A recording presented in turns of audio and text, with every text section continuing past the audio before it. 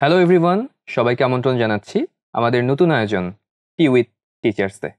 আজকে প্রথম এপিসোড এবং আমাদের সাথে আছে আমাদের সবার প্রিয় মুখ, আমাদের প্রিয় সিফাত ভাইয়া। ভাই, আপনাকে ওয়েলকাম জানাচ্ছি আমাদের আজকের এপিসোডে। থ্যাংক ইউ সো মাচ বাবলা।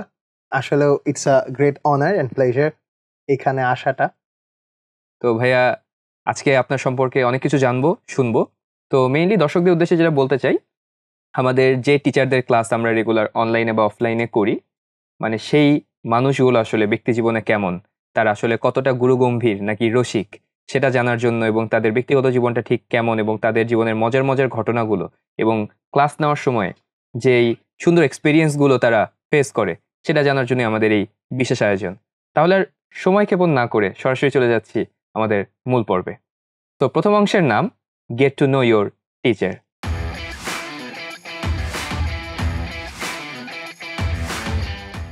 তো সিফাত ভাইয়া, আপনার সম্পর্কে জানার জন্য বেশ কিছু প্রশ্ন আপনার উদ্দেশ্যে। যে আপনার সোফার আজ পর্যন্ত আপনি দীর্ঘদিন ধরে ক্লাস নিয়েছেন, উদ্ভাসের সাথে আপনার পথ চলাটা লম্বা সময়। তো ব্যক্তিগত জীবনে আপনি যেই সিফাত বিন আজাদ এবং উদ্ভাসের শিক্ষক হিসেবে আপনি যেই সিফাত বিন আজাদ, দুইটা ক্যারেক্টার কি সেম নাকি দুটোর ভিতরে পার্থক্য আছে? পার্থক্য থাকলে ঠিক সেটা কতটুকু? আচ্ছা, প্রথমে খুব কঠিন প্রশ্ন। আসলে আমি বুঝতে পারতেছি না এটা আসলে টি উইথ টিচার্স নাকি আসলে রোস্টিং ইওর টিচার্স। তো যাই হোক, প্রশ্ন যেহেতু করেছো তো সেটার উত্তর তো দিতেই হয়। তো অ্যাকচুয়ালি পার্সোনাল লাইফের আমি আর অ্যাজ এ টিচার, উদ্ভাসের টিচার হিসেবে আমি এটার মধ্যে কিছু পার্থক্য থাকলেও খুব যে বড় কোনো পার্থক্য আছে বিষয়টা আসলে তা না। কেননা আসলে বাই ফার যেটা জানো যে আমি আসলে ফ্যামিলির অনেক দায়িত্বই আসলে আলটিমেটলি আমার হ্যান্ডেল করতে হয়। তো সেইটার দায়িত্ব পালনের সময় যেই আসলে রেসপন্সিবিলিটির যে কোয়েশ্চেনটা চলে আসে, স্টুডেন্টদেরকে পড়াতে যে আমার কাছেও সর্বপ্রথম যেই বিষয়টা সবার আগে আমাকে হিট করে, সেটা হচ্ছে স্টুডেন্টদের প্রতি যে আমাদের টিচার হিসেবে যে রেসপন্সিবিলিটিটা থাকে। কেননা প্রত্যেকটা টিচারই আসলে পড়ায়। পড়ায় আসলে পড়ানোর কোয়ালিটি হয়তো একেকজনের একেক রকম, পড়ানোর সিস্টেম হয়তো একেকজনের একেক রকম। কিন্তু at the end of the day as a teacher যখন আমরা সবথেকে বড় একটা গুণাবলী চিন্তা করি একজন টিচারের আসলে কি হওয়া উচিত, সেই ক্ষেত্রে আমার কাছে প্রথম মানে পার্সোনালি আমার কাছে মনে হয় রেসপন্সিবিলিটির ব্যাপারটা সবার আগেই চলে আসে।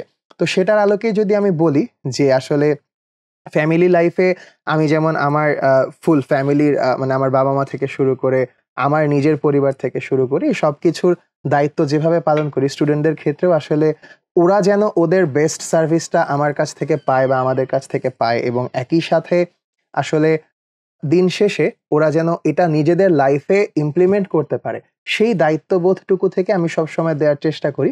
সো আমি এটার উত্তর এভাবেই বলতে চাই যে কিছু পার্থক্য থাকলে at the end of the day দুই সিফাত কি আসলে তুমি একই পাল্লায় মাপতে পারবা? ভাইয়া বরাবরের মতোই আসলে বেশ ডিপ্লোম্যাটিক অ্যান্সার করেছেন। আচ্ছা, না একদমই না, একদমই না। যে দুই সিফাতের ভেতরে পার্থক্য আছে আপনি বলেছেন, কিন্তু আচ্ছা, আপনি তুলে ধরেছেন আসলে সিমিলারিটিসটা, ওকে, পার্থক্যটা আপনি বলেন নাই। ওকে ভাইয়া, আপনার সাথে অন্য কোনো এপিসোডে আপনাকে আরো ভালো মতো ধরা আচ্ছা হবে ঠিক এটা আছে, নিয়ে। ইনশাআল্লাহ সমস্যা নেই। এরপরে তোমার সাথে যেদিন কথা হবে সেই দিনে না হয় এই বিষয়ে আলোচনা করব। I am the host. Okay, no problem. একদিন না হয় তোমাকে আমরা গেস্ট বানাবো। Okay, looking forward to that. Next ইনশাআল্লাহ। প্রশ্ন ভাই জি। আপনার কাছে। এই যে উদ্ভাসে আপনি দীর্ঘ সময় ধরে পড়াচ্ছেন, আমি ভুল না করলে ৮-১০ বছরের মতো আপনার প্রায় টিচিং এক্সপেরিয়েন্স। তো এই দীর্ঘ সময়ের ভেতরে নিশ্চয়ই কোনো না কোনো ঘটনা ঘটেছে যেটা এখনো মনে দাগ কেটে আছে, স্মরণীয় ঘটনা বা ভুলে যাওয়ার মতো ঘটনা বা খুব ফানি কোনো ইনসিডেন্ট, এরকম একটা ঘটনা যদি আমাদের সাথে শেয়ার করেন। ওকে, আচ্ছা, এই কোয়েশ্চেনটার অ্যান্সার দিতে গেলে আসলে অনেক স্মৃতি চলে আসে। কেননা অ্যাজ ইউ সেইড যে পথ চলাটা আসলে অনেক লম্বা। তো এর মধ্যে অনেক ফানি ঘটনা ঘটেছে, অনেক ইন্টারেস্টিং কিছু ঘটেছে। ভুলে যাওয়ার মতন স্মৃতি আসলে খুব বেশি নাই। তবে অবশ্যই কিছু স্মৃতি তো অবশ্যই থাকে যেটা আসলে মানুষ মনে করতে চায় না। বাট সবকিছুর সমন্বয় করে আমি স্পেসিফিক্যালি একটা ঘটনা যেটা এখনো মানে আমার এই পুরা উদ্ভাস জার্নিটায় যেই জায়গাটাকে আমি হচ্ছে বারবার করে মনে করি এবং মনে করলে আল্টিমেটলি আমার কাছে খুবই ভালো লাগে, এরকম একটা এক্সপেরিয়েন্সই আসলে মূলত আমি আজকে শেয়ার করতে চাই। খুব কম মানুষই জানে যদিও বিষয়টা, বাট তারপরেও মানে এইটা আমার one of the proud moments. তো গত বছরের আগের বছরের ঘটনা। আমি হচ্ছে এরকম আমার দাঁতে কিছুদিন ধরেই ব্যথা হচ্ছিল। তো সেটার সুবাদে আমি হচ্ছে একটা আসলে মূলত ডেন্টিস্ট দেখিয়েছিলাম।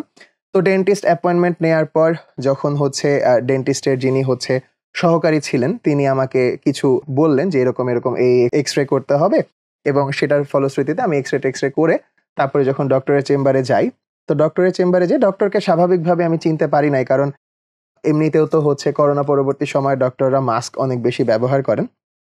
তো ডেন্টিস্টের মুখে বোধহয় ৩-৪টা মাস্ক ছিল, এরকম একটা বিষয়। তো পরবর্তীতে আমি যখন ডেন্টিস্ট চেয়ারে মানে শুয়ে পড়লাম, আধা শোয়া হয়ে আমি যখন মানে মুখ ওপেন করেছি যে আমার মানে দাঁতের কি সমস্যা আছে এটা ডক্টর দেখবেন। তো ডক্টর আমাকে চেক করা শুরু করে নিয়ে হঠাৎ করে আমাকে বলতেছে যে, "আপনি একটু উঠে বসেন।" তো আমি তো একটু মানে ১ম এই একটু আশ্চর্য হইছি যে মানে কেন? কি সমস্যাই বা হলো? তো যাই হোক, উঠে বসার সাথে, সাথে উনি আমাকে জিজ্ঞাসা করতেছে যে, "আচ্ছা আপনার নাম কি সিফাত?" তো আমি তো মনে, মনে ভাবতেছি আচ্ছা প্রেসক্রিপশনে তো লিখা থাকারই কথা। তো সেই প্রেক্ষিতে আমি ভাবছি যে হ্যাঁ, ঠিক আছে। হ্যাঁ, জি বললাম যে, "হ্যাঁ, জি আমার নাম সিফাত।" নেক্সট প্রশ্নটাই ছিল যে, "আচ্ছা আপনি কি উন্মেষের টিচার?" তো আমি একেবারে হচ্ছে একটু ধাক্কা খেয়েছি যে, এটা কেন জিজ্ঞাসা করলো এত কোয়েশ্চেন থাকতে। তো পরে সে হচ্ছে হঠাৎ করেই আমাকে পরবর্তীতে পরিচয় দিল যে সে কোনো এক সময় আমার কাছে মানে আমরা যখন এই যে ক্লাসগুলো নেই মানে পুরো বাংলাদেশ ঘুরে, ঘুরে, তো সে আমাদেরই কোনো একটা ব্রাঞ্চের স্টুডেন্ট ছিল এবং সে আমাদের স্টুডেন্ট ছিল। আমার কাছে সে ক্লাস করেছে এবং পরবর্তীতে মানে সেই দিন যে তার সাথে পরিচয়, তো তার সাথে আমার রুট ক্যানাল পারপাসে দেখা গেছে দীর্ঘ একটা সময় আ মানে দেখা করতে হয়েছে। বেশ কয়েকটা সেশন আমাদের নিতে হয়েছিল। তো স্টিল আমি হচ্ছে মূলত বলতে পারো যে আমি চেষ্টা করেও আসলে আ তাকে কোনো পেমেন্ট করতে পারি নাই, এবং সে হচ্ছে মানে তার ক্ষেত্রেও সে বলে যে এটা ছিল তার লাইফের মানে সবথেকে প্রাউড মোমেন্ট যে যেই ভাইয়ার কাছে পড়াশোনা করেছে, সে করে আজকে সে ডক্টর হয়েছে এবং পরবর্তীতে সেই টিচারকেই যখন সে ট্রিটমেন্ট দিচ্ছে, it was really a proud moment for her. তো এটা যখন চিন্তা করি তখন আসলে সবথেকে ভালো লাগাটা অটোমেটিক্যালি ভিতর থেকে চলে আসে যে অ্যাকচুয়ালি আমরা তো সেই দিনটারই স্বপ্ন দেখি না যখন আসলে আমাদের স্টুডেন্টরা আমাদের থেকে যতটুকুই গ্রহণ করুক না কেন, পরবর্তীতে তারা যখন সফলতায় পৌঁছে যায় এবং তাদেরকে সফল হতে চোখ দিয়ে দেখি, তখনকার যে ভালো লাগাটা এটা তো আমার মনে হয় না কোনো টিচার ডিসএগ্রি করবে যে এর থেকে ভালো লাগার মোমেন্ট হয়তো লাইফে খুব কমই আসে। আই গেস তোমার ক্ষেত্রে এরকম অনেকবারই হয়তো হয়েছে। So yes, that was really fun and also a proud moment, and definitely এটা হয়তো সারা জীবন মনে রাখার মতন একটা ঘটনা। চমৎকার!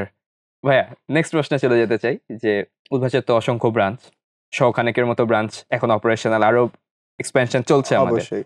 ঘুরে ফিরে তো আপনি ঢাকার ভেতরে বাইরে অনেক জায়গাতেই ক্লাস হ্যাঁ, নিয়েছেন। আলহামদুলিল্লাহ।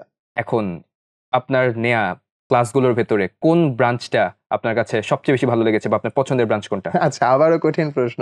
পরে দেখা যাবে হচ্ছে যেই ব্রাঞ্চ গুলোর নাম আসবে না তারা হয়তো দেখা যাবে যে এটাকে অন্যভাবে নিতে পারে। তো যাই হোক, সত্যি কথা বলতে উদ্ভাসের যেকোনো ব্রাঞ্চই আসলে ক্লাস নেয়ার এক্সপেরিয়েন্স অসাধারণ, অসাধারণ। বাট তারপরেও যেহেতু প্রশ্ন, তো আ বলতে গেলে যেটা বলতেই হয়, ঢাকার ভিতরে বাহিরে মিলিয়ে বেশ কয়েকটা ব্রাঞ্চেই আসলে ক্লাস নেওয়া হয়েছে। ইনফেক্ট আমি চেষ্টা করেছি প্রায় সব জায়গাতেই যেতে। কিন্তু তারপরেও যদি স্পেসিফিক্যালি উল্লেখ করতেই হয়, আমার বাসা যেহেতু রংপুরে, সো স্বাভাবিকভাবে ঢাকার বাইরে রংপুরে যতবারই যাই, গেলে ক্লাস নেওয়ার পাশাপাশি দেখা যায় মানে আম্মুর কাছ থেকেও একবেলা যেয়ে খেয়ে আসতে পারি। সো এটা একটা অসাধারণ এক্সপেরিয়েন্স যে আমি ক্লাস নিতেও যাচ্ছি, সেই সুবাদে আমার বাসাতেও হচ্ছে সবার সাথে দেখা হয়ে যাচ্ছে। এটা একটা এক্সপেরিয়েন্স। ঢাকার ভিতরেও মোটামুটি বেশ কয়েকটা ব্রাঞ্চের কথা আসলে চলে আসে ঘুরে ফিরে। যেমন আমি যদি এমনিতে আমাদের ফার্মগেট ব্রাঞ্চের কথা বলি, এছাড়াও সায়েন্স ল্যাব ব্রাঞ্চের কথা যদি বলি, তারপরে আমার নিজের নানা বাড়ি যে ওই পাশে খিলগাঁও, ওই পাশের ক্লাসের কথা আমার মানে যখনই যাই তখনই ভালো লাগে। বিকজ আমার অ্যাডমিশন সময়টায় আমি আসলে খিলগাঁওয়ের ওই রাস্তাগুলো দিয়ে হাঁটাহাঁটি করতাম। ওই দিক দিয়ে আমি মানে আমি তখন আমি নিজেও উদ্ভাসের স্টুডেন্ট ছিলাম যদিও। তো ওই রাস্তা দিয়ে উদ্ভাসের কোচিং এ আসতাম এবং একটা পর্যায়ে তো ধরো এখন যখন ক্লাস নিতে যাই ওইটা একটা ভালো এক্সপেরিয়েন্স দেয়। আর এছাড়া ঢাকার বাহিরে যদি আমি আসলে আমাকে দেখেই বোধহয় বোঝা যায় যে আমি অনেক ভোজন রসিক মানুষ। সো আল্টিমেটলি কয়েকটা জায়গার কথা আমি ঢাকার বাহিরে আরো উল্লেখ করতে চাই, যেমন সাতক্ষীরা। কারণ গেলেই হচ্ছে চিংড়ি মাছ আমার খুব পছন্দের একটা খাবার। তো ন্যাচারালি ওইটা আলাদাভাবে স্পেসিফিক্যালি খাওয়ার একটা সুযোগ হয়। আবার হচ্ছে চাঁদপুরে গেলে তো ইলিশ মাছ খাওয়া হয়। সো এরকমভাবে বেশ কিছু ব্রাঞ্চ আসলে স্মৃতির জায়গাটা জড়িয়ে আছে। আবার যখন আমি এই খাওয়া-দাওয়ার বিষয় থেকে বের হয়ে এসে এক্সপেরিয়েন্স এর কথা যদি বলো যে রিসেন্টলি উদ্ভাস ভোলায় একটা ব্রাঞ্চ ওপেন করেছে। তো ভোলায় যখন ক্লাস নিতে যাই সেইখানকার স্টুডেন্টরা আসলে যেভাবে করে আমাদেরকে গ্রহণ করে নেয়, তারা যেভাবে করে আসলে আমাদেরকে আমাদের প্রতি তাদের এক্সপেকটেশনটা যখন তারা প্রকাশ করে এবং তারা যখন একদম এত বেশি ওয়েলকামিংলি আমাদের সাথে বিহেভ করে, তো এটা দেখলে তখন সত্যি খুব খুব বেশি একটা ভালো লাগা দিয়ে মনটা ভরে যায় সত্যি কথা বলতে। তো এই তো। আর এছাড়া আসলে দেখা যাচ্ছে যে ব্রাঞ্চ তো অনেক, নাম নিতে গেলে শেষ হবে না, বাট তারপরও এই তো এই কয়টা ব্রাঞ্চের কথা স্পেসিফিক্যালি মানে মনের ভিতরে এই জায়গাগুলোর নাম শুনলেই কোনো না কোনো স্মৃতি ভেসে ওঠে, সেখান থেকেই হয়তো নামগুলো চলে আসলো। ইনশাল্লাহ এরপরে কোনো একটা এপিসোডে বাকি ব্রাঞ্চগুলোর কথাও চলে আসবে। ভাইয়ার কাছে জিজ্ঞেস করেছিলাম ভাইয়ার প্রিয় ব্রাঞ্চ কোনটা, ভাইয়া অনেকগুলো ব্রাঞ্চের রিভিউ দিয়ে ফেলেছে। এগেইন আ ডিপ্লোম্যাটিক অ্যান্সার না ফ্রম না না, সিফাত ভাই একদমই না, অ্যাজ ইউজুয়াল। একদমই না। ওকে, এটা তো আসলে একটা তো বলা যাবে না, একটা তো আসলে না, অনেকগুলোই। আচ্ছা, তার মানে বুঝতে পারলাম যে অনেস্টলি ভাইয়ার প্রিয় ব্রাঞ্চ আসলে একটা না, মাল্টিপল ব্রাঞ্চেস এক্স্যাক্টলি, ভাইয়ার ফেভারিট। এক্স্যাক্টলি। চমৎকার ভাইয়া। এই রাউন্ডের বা এই সেগমেন্টের আপনার কাছে শেষ প্রশ্ন, যে আপনি ইংলিশে কম বেশি সব টপিকই ভালো পড়ান, ধরে নিচ্ছি তর্কের খাতিরে। আচ্ছা, তর্কের খাতিরে, ওকে। তারপরও মানুষের একটা এক্সপার্ট জোন থাকে যে এইটা পড়াইতে আমি খুব বেশি কমফোর্টেবল। সো গ্রামার বা টেক্সট যে কোনো জায়গা থেকে আপনি যা ক্লাস নেন এর ভিতরে কোন টপিক পড়াতে আপনার সবচেয়ে বেশি ভালো লাগে বা আপনার মনে হয় আপনি ডেলিভার করতে অনেক কমফোর্টেবল? ওকে, এই ক্ষেত্রে যদি আমি জিজ্ঞাসা করই বা প্রশ্নটা যেহেতু চলেই আসছে, সেই চিন্তা থেকে আমি যদি বলি আমার কমফোর্ট জোন কিংবা আমার আসলে পড়াতে খুবই ভালো লাগে ভার্ব টপিকটা। কেননা আসলে অ্যাজ ইউজুয়াল যেহেতু ইংরেজি নিয়ে আসলে ডিলিংটা, তো ইংরেজির আসলে একদম সেন্টার, যদি গ্রামারের সেন্টার চিন্তা করো, তো সেই ক্ষেত্রে আসলে ভার্ব তো একদম most essential part of a sentence. তো সেই জায়গা থেকে ভার্ব পড়াতে একদম ভার্বের টাইপস থেকে শুরু করে নিয়ে আমরা একদম সেন্টেন্সে ভার্ব অ্যাপ্লিকেশন পর্যন্ত এই জায়গাটা আমার খুবই ভালো লাগে গ্রামার পার্ট থেকে। আর টেক্সটের কথা যদি বলো, সেই ক্ষেত্রে আমরা অনেক ক্ষেত্রেই যেটা পাই যে টেক্সট থেকে গ্রামারটা, কেননা অ্যাজ এন ইংলিশ টিচার যে জিনিসটা আমি হচ্ছে ফিল করেছি দীর্ঘদিনের এক্সপিরিয়েন্স থেকেই বলো বা যতটুকুই আসলে রিসার্চ হয়েছে এইটুকু সময়ের মধ্যে, সেখান থেকে যে আমরা আসলে গ্রামার তো শিখি, গ্রামার শেখার পর গ্রামার অ্যাপ্লিকেশনের সব থেকে বড় ওয়েটা কিন্তু, সব থেকে সুন্দর ওয়ে কিন্তু হয় যখন আমরা আমাদের টেক্সট বুকের লাইন থেকে প্যাসেজ শুধু মিনিং শেখার জন্য না পড়ে, প্যাসেজ থেকে যখন আমরা গ্রামারগুলোকে কানেক্ট করে পড়ি, তখন যে একটা আমাদের সেন্স গ্রো করে, দেন উই ক্যান ফিল যে ইংলিশ গ্রামার আসলে মুখস্থের কিছু না, রাদার এইটাও কিন্তু মানে we can feel the grammar যে আসলে কিভাবে হলো। অর্থাৎ রাইট ফর্ম অফ ভার্ব আমি রুল তো শিখলাম, এবার আমি বইতে এসে অ্যাপ্লিকেশন দেখলাম যে না, এখানে কেন এটার পরে এটা হলো বা ওইটার পরে এটা কেন হলো না। সো ইয়েস, অফকোর্স সেটাও আমার জন্য পড়াতে খুবই ভালো লাগে। থ্যাংক ইউ ভাইয়া। এর মধ্য দিয়ে আমাদের প্রথম সেগমেন্ট ডান। আমরা চলে যাব আমাদের দ্বিতীয় সেগমেন্টে, খুবই মজার segment, rapid fire round.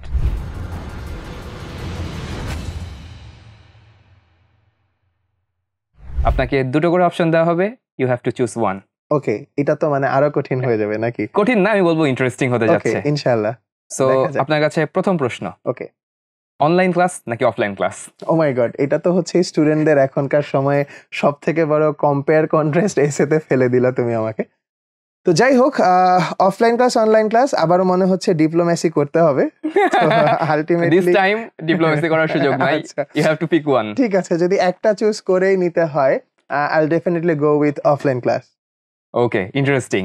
Next প্রশ্ন, আপনার ক্ষেত্রে কলেজ লাইফ নাকি ইউনিভার্সিটি লাইফ? অপশনগুলো একটু বেশি কঠিন হয়ে যাচ্ছে না? মানে অপশন এ আর অপশন বি দুইটা একই হয়ে যাচ্ছে আসলে।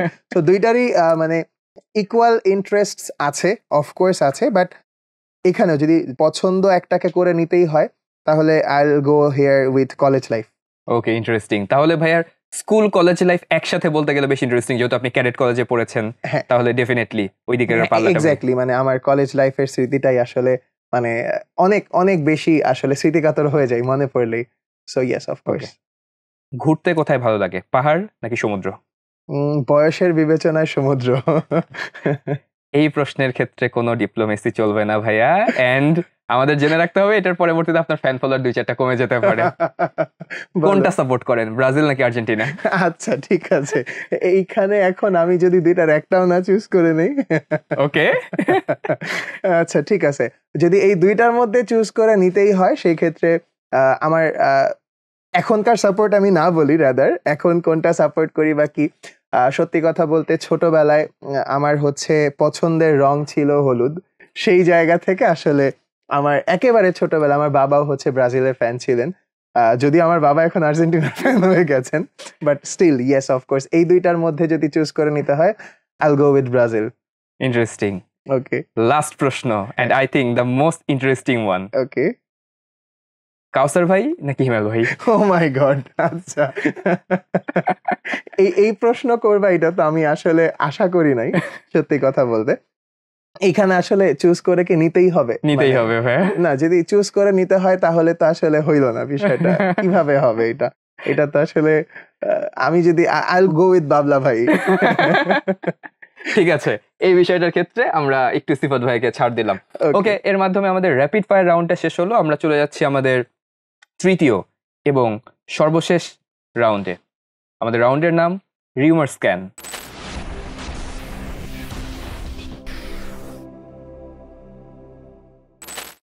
আরো ইন্টারেস্টিং প্রশ্ন ভাইয়া, যে আমাদের যারা টিচার আছে তারা কেমন পারফর্ম করছে সেটা যাচাই করার জন্য আমাদের মেট্রিক্স আছে, এটা অনেকেই জানেন। আমাদের যারা student, TPP, teachers performance point, অর্থাৎ একজন শিক্ষক কেমন ক্লাস নিচ্ছে, গুড, ব্যাড নাকি এভারেজ।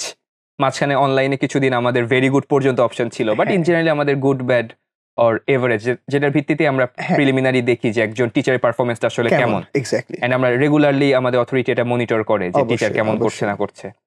সো এরকম একটা রিউমার আমাদের কানে আছে, ক্লাসে আপনি বেশি টিপিপি পাওয়ার জন্য ক্লাসে নাকি মাঝে মধ্যে গান পরিবেশন করেন বা ক্লাসে জোক শুনান।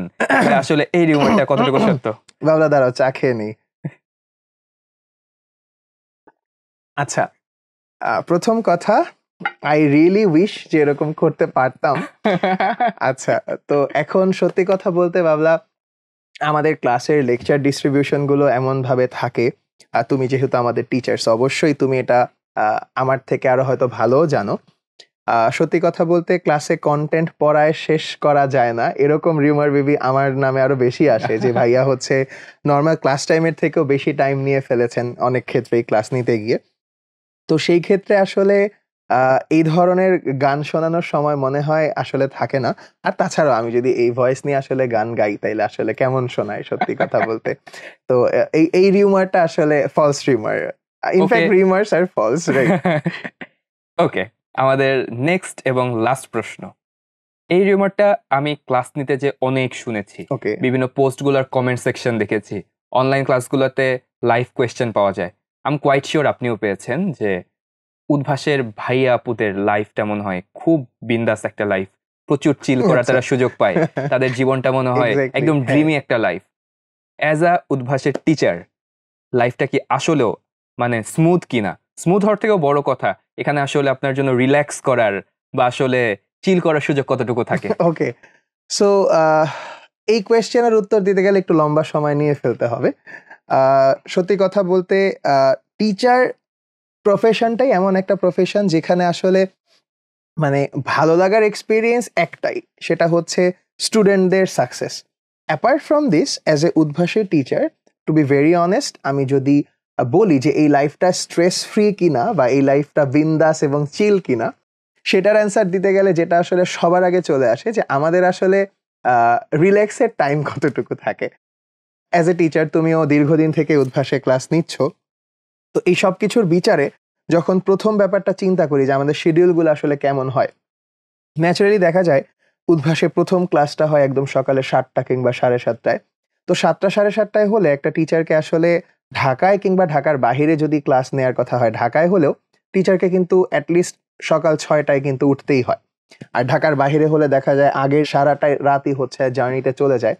এবং বাস থেকে নেমে ডিরেক্ট ক্লাসে ঢুকে যেতে হয়। এক্স্যাক্টলি, অনেক এরকম হয়েছে যে সকাল 7:30টায় ক্লাস, হয়তো বাস থেকে নামাই হয়েছে 7টায় কিংবা ইভেন 7:15তে নেমেও 7:30টার ক্লাসে ঢুকতে হয়েছে। এরকম এক্সপিরিয়েন্স আমাদের অলমোস্ট সবার সাথেই হয়েছে। তো এই ক্ষেত্রে তো ধরো সকালের ক্লাসের আগের রাতের জার্নিটার কথা বললাম, এছাড়া যখন তুমি এমনিতে 2টা ক্লাসের মাঝখানে গ্যাপ চিন্তা করো, it's hardly half an hour gap, একটুখানি রেস্ট করে এর মধ্যে আবার খাওয়া দাওয়া সেরে যখন সারাদিন আসলে 3টা বা 4টা ক্লাস শেষ হয় সন্ধ্যাবেলা, পরের দিন কিন্তু অন্য কোনো একটা জায়গায় হয়তো সকাল 7টায় ক্লাস থাকে। তো সেইটার জন্য কিন্তু আবার নিজেকে প্রিপেয়ার করে ফেলতে হয় যে না আচ্ছা, পরের দিনের জন্য যদি জার্নি করতে হয় জার্নিটা কিভাবে করব, অর্থাৎ পরের দিনের জন্য রাতের বাস হোক বা তখন ইমিডিয়েটলি কোনো হচ্ছে ট্রান্সপোর্ট ইউজ করে যদি সেই ব্রাঞ্চে চলে যাওয়ার হয়। এছাড়াও আসলে স্টুডেন্টদের জন্য তো আসলে আমাদের ক্লাসই সব না। ক্লাসের পাশাপাশি আসলে ম্যাটেরিয়ালস প্রিপেয়ার করা থেকে শুরু করে ওদের যে বিভিন্ন এক্সামগুলো হচ্ছে এই এক্সাম কোয়েশ্চেন সেট করা। তো এমন অনেকবার হয়েছে বাবলা, আমি এই এক্সপেরিয়েন্সগুলো আসলে at the end of the day বারবার করে মনে পড়ে যে সারাদিন ক্লাস নিয়েছি সন্ধ্যা 6:30 7টা পর্যন্ত। ক্লাস নিয়ে রাতের বেলা যখন রেস্ট করার কথা তখন অফিস থেকে ফোন দিয়ে বলেছে, ভাইয়া এই উইকের কোয়েশ্চেনটা কিন্তু এখনো করা হয় নাই, প্লিজ একটু কোয়েশ্চেনটা করে দেন। তখন হয়তো দেখা যায় রাত। আবার এমনও হয় যে আপনি রেস্ট করছেন এর মাঝখানে না, আপনি এক জায়গা থেকে এক জায়গায় ট্রাভেল করছেন বাসে, হ্যাঁ, বাসের মধ্যে এক্স্যাক্টলি আপনার প্রশ্ন করতে করতে যেতে হচ্ছে বা কোনো একটা ম্যাটেরিয়ালস চেক করতে হচ্ছে। একদম মানে এইটা তো খুবই কমন। ওইটাই বললাম যে ক্লাস শেষ করে রেস্টের যে আওয়ারটা সেই আওয়ারটাতেও দেখা যাচ্ছে যে হয়তো কোয়েশ্চেন প্রিপারেশন কিংবা ম্যাটেরিয়ালস চেক এই অনেক ধরনের কাজগুলো কিন্তু হচ্ছে করে ফেলতে হয়। তো এইভাবে করে একটা অ্যাডমিশন সিজন স্পেসিফিক্যালি চিল করার টাইম বলতে আসলে টাইমই থাকে না, সেখানে চিল করাটা আসলে বলা বাহুল্য।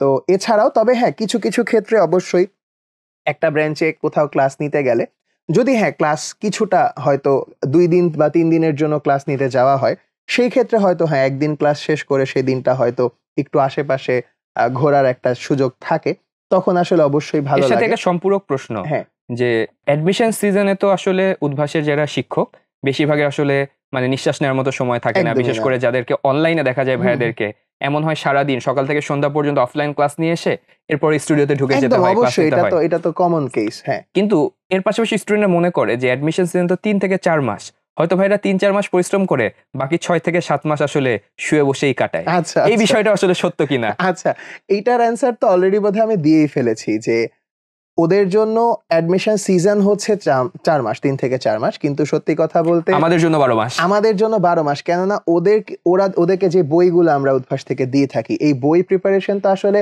থ্রু আউট দ্য ইয়ার এটার কাজ চলতে থাকে, বই বানানো থেকে শুরু করে। এবং একটা বই বানাতে যে পরিমাণ এফোর্ট আসলে দেয়া হয়, সত্যি কথা বলতে এই এফোর্ট মানে স্টুডেন্টরা, আমি জানি না যে আমার স্টুডেন্টরা যারা এটা দেখতেছে বা যারা অবশ্যই যেসব অডিয়েন্সরা যারা এই ভিডিও দেখবেন তারা অবশ্যই এই ব্যাপারে অবশ্যই একমত হবেন যে উদ্ভাস এখনো পর্যন্ত আমরা যেভাবে করে ম্যাটেরিয়ালসের জায়গাটা একদম স্ট্রংলি ধরে রেখেছি, তো স্টুডেন্টরা নিঃসন্দেহে এটাতে অনেক বেশি হেল্প একটা পায় অবশ্যই। তো সেটার আর জন্য ভাইয়া এটা আমি যদি ভুল না করি, হুম, আমাদের এবছর যে ভার্সিটি 2024 অ্যাডমিশন সিজন হয়তো 2 মাস 2.5 মাস ধরে শুরু হয়েছে, হ্যাঁ কিন্তু আপনারা বইয়ের কাজটা বা আমরা বইয়ের কাজটা কিন্তু গত বছর থেকে শুরু করেছি। এটা এক্স্যাক্টলি হয়তো অনেক আমাদের ভার্সিটি স্টুডেন্ট হয়তো জানেও না না, যে আমরা আমি ওদের সাথে মানে যতটুকু ক্লাসে গল্প করেছি যে আসলে গত বছর ভর্তি পরীক্ষা যখন হলো ঢাকা বিশ্ববিদ্যালয়ে, তখন থেকে শুরু করে একেবারে ওদের হাত পর্যন্ত বইটা পৌঁছে দেওয়ার আগ পর্যন্ত কিন্তু আমরা মানে দিন রাত আসলে এই পরিশ্রমটা করেছি। তো অবশ্যই এটা অনেক বড় একটা ব্যাপার। তবে আসলে এই লাইফটা বিন্দাস কিনা জানি না, তবে একটা জিনিস আমি বলতে চাই বাবলা, যে ফিলিংসটা কিন্তু বিন্দাস হয় যখন হচ্ছে আমাদের এই কষ্টগুলো স্টুডেন্টদের সফলতার মধ্যে দিয়ে আমাদের কাছে আসে যে না ভাইয়া আমি অমুক জায়গায় চান্স পেয়েছি বা আমি লাইফে এই জায়গাটায় একটা অ্যাচিভমেন্ট পেয়েছি, এরকম খবরগুলো যখন আমাদের কাছে আসে, সত্যি কথা বাবলা মানে তখন মনে হয় যে ইয়েস অফকোর্স আমার লাইফে অনেক বেশি আনন্দ আছে, আমার লাইফে অনেক চিল আছে। এবং হচ্ছে স্টুডেন্টদের সাথে যখন আমাদের নিজেদের এক্সপিরিয়েন্স শেয়ারিং গুলো হয়, তারা তাদের লাইফের এক্সপিরিয়েন্স গুলো যখন আমাদের সাথে শেয়ার করে, ইয়েস অফকোর্স মানে that's really memorable moments for all of us I guess. চমৎকার। তাহলে এবছরও আপনি বা আমাদের যে টিম, আমরা যারা ভার্সিটি জন্য দিনরাত কাজ করে যাচ্ছে, হ্যাঁ পরিশ্রমটা ডেফিনেটলি অনেক টিচারকে দেখি যে দিন শেষে ভাইরা যখন আমাদের অফিসে আসে যে দেখি টায়ার্ড হয়ে গিয়েছে, বা মাঝে মধ্যে অনেক সিনিয়র টিচার একদিন দুদিনের জন্য রেস্ট চান কারণ হুম, গলা ভেঙে যায়। অবশ্যই এতটা অবশ্যই পরিশ্রম মানে তাদেরকে দেখে বোঝা যায় তারা শারীরিকভাবে একটু অসুস্থ হয়ে পড়েছে কিন্তু মনোবল কিন্তু কারো ভাঙে নাই না সবার। না মানে একদম এক্স্যাক্টলি ওই যে বললাম বাবলা, দিন শেষে সবার মনের মধ্যে একটা জিনিস থাকে যে স্টুডেন্ট যেন আমাদের থেকে বেস্ট ফিডব্যাকটা পায়। এবং স্টুডেন্টরা যখন আমাদের কাছে কোনো কিছু জানতে চায় বা তারা যখন নিজে থেকে আমাদের কাছে আরো কোয়েশ্চেন্স নিয়ে আসে, তখন আসলে সারা দিনের টায়ার্ডনেস বলো বা সারা দিনের যে ক্লান্তি বা যেটাই বলো না কেন, এটা কিন্তু মুহূর্তের মধ্যে গায়েব হয়ে যায়। এবং আমরা ফিল করি যে না, at the end of the day আমরা যদি স্টুডেন্টদেরকে বেস্ট সার্ভিসটা দিতে পারি, তাহলে আমাদের সব থেকে বড় সার্থকতা ওই ক্ষণিকের মানে শারীরিকভাবে খারাপ লাগার যে ইস্যুটা, এটা কিন্তু মানে আর একেবারেই নিজেদের কাছে ফিল হয় না। চমৎকার, থ্যাংক ইউ ভাইয়া। এর মধ্য দিয়ে প্রিয় দর্শক মণ্ডলী, আমাদের 3টা সেগমেন্ট শেষ হচ্ছে এবং আমরা জানতে পারলাম যে সিফাত ভাই অ্যাজ এ মানুষ, আমরা তো টিচার হিসেবে তাকে সবসময় দেখেছি তিনি 100তে 100, কিন্তু অ্যাজ এ মানুষ তার সাথে কথা বলে বুঝতেই পারছো মানুষটা একটু ডিপ্লোমেটিক হলেও কিন্তু অনেস্টলি অ্যান্সার দিয়েছে প্রত্যেকটা জায়গায়। হ্যাঁ, যাই হোক প্রিয় দর্শক মণ্ডলী, সিফাত ভাইকে আবারও ধন্যবাদ আমাদেরকে সময় দেওয়ার জন্য। এরকম আরও এপিসোড নিয়ে অন্য প্রিয় ভাই আপুদেরকে নিয়ে আমরা আবারও আসবো আপনাদের সামনে। তবে আপনারা একটু কমেন্টে জানিয়ে দেন যে নেক্সট এপিসোডে আপনাদের কোন প্রিয় ভাইয়া বা আপুকে আপনারা দেখতে চান। আপনাদের মতামতের উপর ভিত্তি করেই আমরা পরবর্তী এপিসোডগুলোতে আমাদের গেস্ট লিস্ট ঠিক করব। তো সিফাত ভাইয়া, অসংখ্য ধন্যবাদ আপনাকে। তোমাকেও ধন্যবাদ বাবলা, অসংখ্য ধন্যবাদ। আর আমি শিওর স্টুডেন্টরা নেক্সট এপিসোডে তোমাকেই দেখতে চাইবে। আচ্ছা, থ্যাংক ইউ ভাইয়া। অ্যান্ড প্রিয় দর্শক মণ্ডলী, আবারও দেখা হচ্ছে। সেই পর্যন্ত সবাই ভালো থাকুন, সুস্থ থাকুন। আল্লাহ হাফেজ।